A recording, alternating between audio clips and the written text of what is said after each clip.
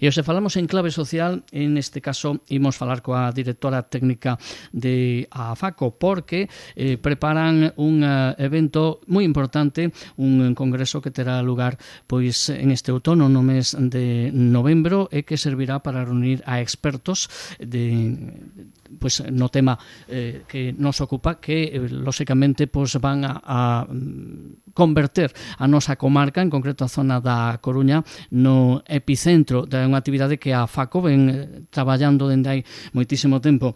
Falamos con Elena Viqueira, a quen saudamos, les damos os bons días, e como sempre atendendo a chamada de Radio Coiredo. Elena, que tal? Moi bo día. Sí, que tal, Elena? Ben, con moito traballo, se todos os anos o Día Mundial do Alzheimer que celebrouse o pasado domingo trae consigo un volume de traballo impresionante, este ano multiplicamos por 10. Non nos aburrimos, Fran. Evidentemente, bueno, que tal foi o balanzo da celebración deste ano?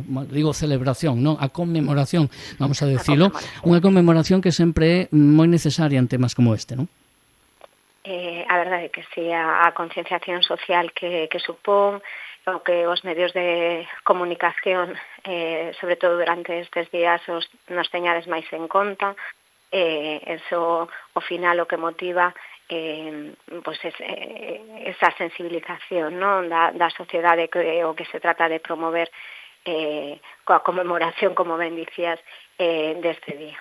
Unha conmemoración que, segundo nos contaba pois hai un momentiño Elena, consistiu en instalar mesas informativas por toda a comarca, e tamén, imagino, pois como decías un pouco, esa aparición en medios. Se sigue necesitando este tipo de actuacións, non? Porque aínda que evidentemente hoxe se fala moito, non, do Alzheimer e de todas as problemáticas que van asociadas, supoño que ao resto da sociedade, cando non nos toca, como que, non digo que nos esquezamos, pero ao mellor non nos damos conta da importancia que ten todo o traballo alrededor. Sí, dende logo. O que ocorre é que cada vez nos toca máis. É dicir, o número de persoas maiores, o número de persoas con deterioro cognitivo, o número de persoas con Alzheimer ou con outro tipo de demencias vai aumentando a un ritmo acelerado. As políticas de intervención non van na liña do que se precisa. A iniciativa social sempre foi diante da administración, ¿no? Pero neste caso sí que levamos tempo vendo que isto vai a pasar, que esta situación se vai a dar,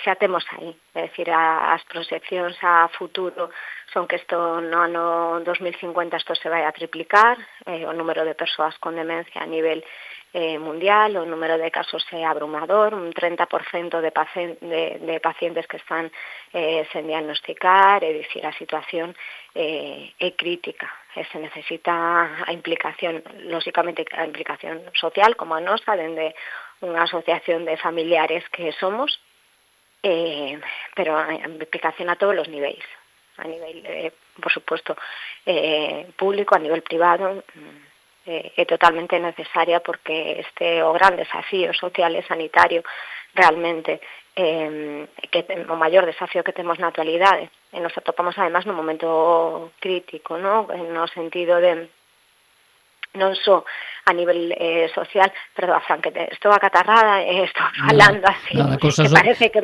cosas do directo, pero non pasa nada, está o tempo así un poquinho cambiante. Bueno, o tema é que todo isto nos fai pensar, neste caso, Elena, que bueno, falabas un poquinho antes do tema de ese incremento de número de casos.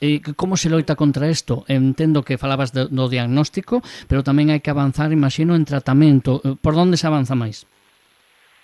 Si é que se avanza, claro. É dicir, o que non pode ocurrir é que un 30% de persoas estén na súa casa sen diagnosticar, porque iso implica que esas persoas non están recibindo ningún tipo de tratamento, nin a nivel farmacolóxico, nin no farmacolóxico, non?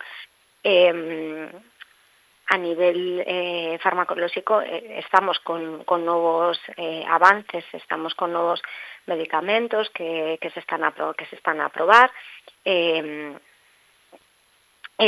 que son novas armas que vamos a ter para poder tratar de enlentecer todo este proceso, ¿no? Entonces estamos nun momento delicado nese aspecto, ¿no? Entón, máis que nunca, é dicir, se xa fai anos o lema do Día Mundial era a importancia do diagnóstico precoz, a día de hoxe é moitísimo máis importante. Porque nada teremos estas novas armas terapéuticas. De feito, Fran, antes dicías que estábamos organizando un congreso para o mes de novembro, e nunha das mesas vai a participar unha das principais investigadoras dos novos tratamentos farmacolóxicos, non? Para explicar pues como está este proceso, as indicacións, o que podemos esperar deles, non? Entón é importantísimo o tema do diagnóstico precoz. Eu como profano lanzo outra pregunta que lóxicamente pois Elena me corrixirá se non a lanzo ben enfocada, pero estamos a falar de tratamentos, porque en canto a prevención si falamos de diagnóstico precoz, pero en canto a prevención sabemos por onde atacar para evitar que veña a enfermedade? Non, porque a día de hoy non coñecemos a causa exacta que provoca o risco xenético en persoas xoves, cando se diagnostica a idades tempranas, pero non temos unha causa clara, non? O que é importante, eu sempre recordo que nun dos congresos da Federación Galega de Alzheimer participaba unha persoa afectada por unha demencia frontotemporal, que a que ten Bruce Willis, que está moi en boga, ou sí. Se empezou a falar do que a demencia frontotemporal a raíz, pues como pasa moitas veces, non? De que unha persona se pública pues dá a coñecer que padece este tipo de enfermedad, ou neste caso a súa familia. Pois decía que leva anos con diagnóstico deste tipo de demencia, e lle preguntaban que facía para poder seguir así de ben, porque de feito pois el impartiu unha conferencia e dicía o non parar de hacer cosas, ¿no? O manterse activo, decía actividade máis actividade, ¿no? Por eso un dos principais pilares destas políticas de intervención das que falaba antes, Fran, debe ser o potenciar o envellecemento activo. É dicir, que nese momento crítico da xubilación, cando cambia totalmente a nosa vida, temos que volver a reestructurar a todos estes cambios vitais, son importantes. Hai que tamén planificalos, ¿no? Pois que a persoa se siga mantendo activa. Pero manter activa non é poñerse a hacer crucigramas, manterse activa é activa socialmente, que quizás é máis importante esta actividade social, porque o social implica tamén o intelectual, non? Cando estamos mantendo unha conversa, cando estamos xogando as cartas cos amigos, eso implica tamén actividade intelectual, por lo tanto o social é tan importante, porque o social leva todo, non? Leva o físico, leva o cognitivo, leva o afectivo, non? Entón é moi importante que a persoa maior se manteña activa. É dicir, este tema tan recurrente nestes momentos da soidade non desexada é fundamental. Temos que entrar por aí. Pues hai que entrar no ámbito da prevención que me preguntabas, Franca. Sí, efectivamente.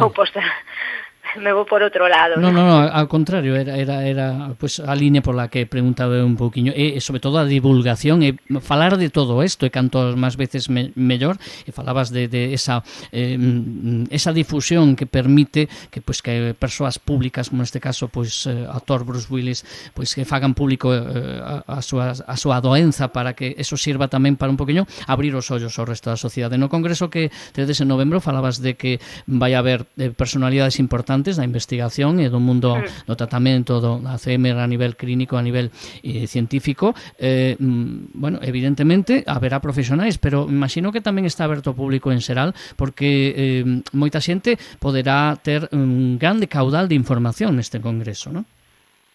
Mira, Fran, levamos preparando o congreso moitísimo tempo, non? Cando estábamos falando de como enfocalo e tal, nos propuxemos dous obxectivos, non? Un deles era pedirlle aos docentes, pedirlle aos investigadores que as conferencias fosen accesibles.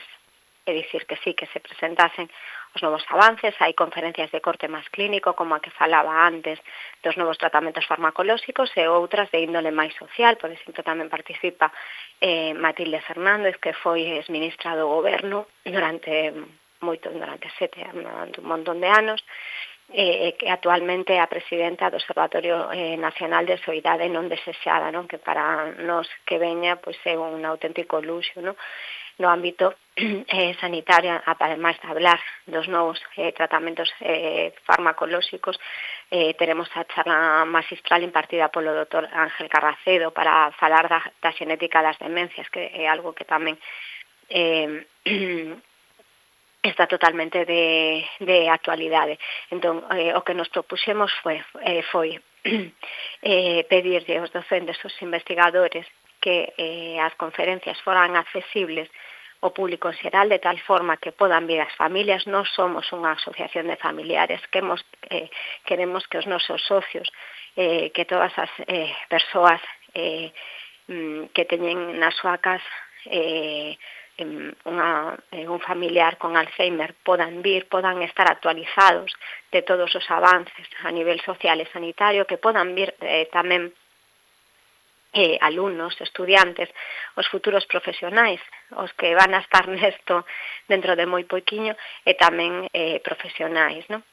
De feito, unha das novidades que temos dentro do programa é que se van a poder presentar comunicacións orais, pero que estas van a estar dirixidas a traballos de fin de grado, traballos de fin de máster e doctorados, de tal forma que estamos abrindo a porta aos novos investigadores para presentar as novas liñas de investigación e de intervención, non? Esa é unha novidade. Te falaba de dous obxectivos. Por un lado, xa digo, que fose accesible a información que se vai a dar neste congreso, e por outro, que os docentes que veñen pois de moitos sitios, claro, de España e tal, claro, dispuxesen de tempo suficiente para poder expoñer o seu tema, non? Porque ás veces nos encontramos nos últimos congresos ou xornadas as que temos ido, en que hai conferencias simultáneas e ao final tes que elegir entre cal te gusta máis e te terminas perdendo información ou claro, non se lle dedica tempo suficiente. Nos quixemos, es decir, deseñamos un programa que por sorte, e dende aquí dou as gracias de novo a todos os docentes e a todos os investigadores que nos dixeron que sí, é dicir, o boceto inicial e o programa actual, non ha habido cambios, non nos dixeron que non. Pois despuxesen de tempo para poder expoñer o seu tema, porque xa digo que son primeiros espadas no ámbito das demencias a nivel social e sanitario. Non queremos convertir non Coruña, sino en Galicia os días 27 e 28 de novembro nun punto de confluencia de encontro sobre as demencias, non? E a xente interesada como ten que facer para informarse, bueno, se é posible, se o consideran así, apuntarse ao congreso?